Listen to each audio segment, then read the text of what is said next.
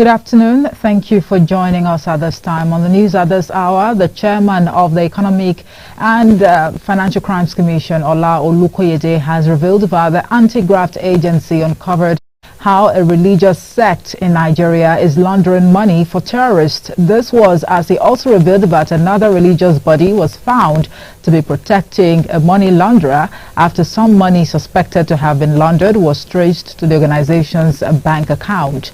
Speaking during a public engagement on youth, religion and the fight against corruption, as well as the launch of the fraud risk assessment project for ministries, departments and agencies, Olukoyede stated that the EFCC was investigating a 13 billion naira fraud case when it discovered that 7 billion naira of the 13 billion naira was linked to a religious body's bank account. The federal government has disclosed that Nigeria is currently off track concerning progress on achieving the Global Sustainable Development Goal sanitation targets and is regrettably among those behind. It also stated that the country loses about $3 billion annually due to poor sanitation arising from the use of unsanitary or shared toilet and open defecation.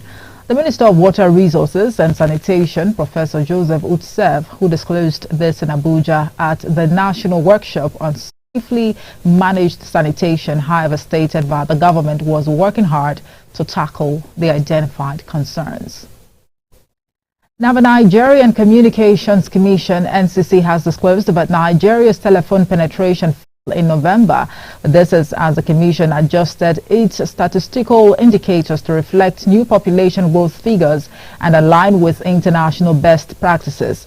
It stated that the adjustment, which is reflected in the telecom industry statistical report of September, October and November 2023, is based on the Nigerian population Commission projection of Nigeria's population at 200,783,381 as of 2022, replacing the previously used 2017 projection of 190 million people.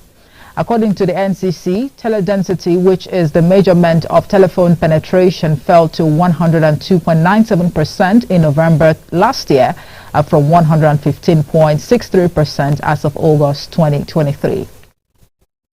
And from the international front, Imran Khan and his wife Bushra Bibi have been sentenced to 14 years in prison a day after the former Pakistan Prime Minister was jailed for 10 years. Khan, who was ousted as PM by his opponent in 2022, is already serving a 3-year jail term after being convicted of corruption. On Tuesday, he was sentenced for leaking state secrets and on Wednesday given 14 years in another corruption case. Khan has said the numerous cases against him are politically motivated. And now in sports.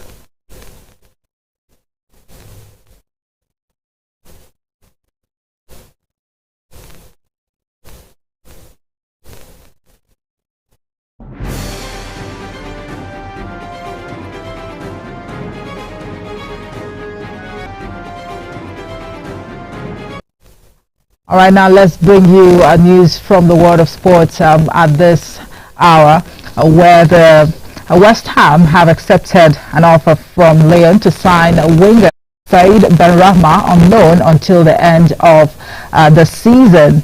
If the deal goes through, it would include an obligation to buy for £15 million, with the final decision now in a 28-year-old Algerian's hands. Benrahma joined West Ham from Brentford in October 2020 and his current deal runs to 2026. But reports have it that he has been an inconsistent performer during his 3 years with the Hammers. That's it for the news at this hour. Thank you so much for watching. I am Umoife Peace of Senare. Good afternoon.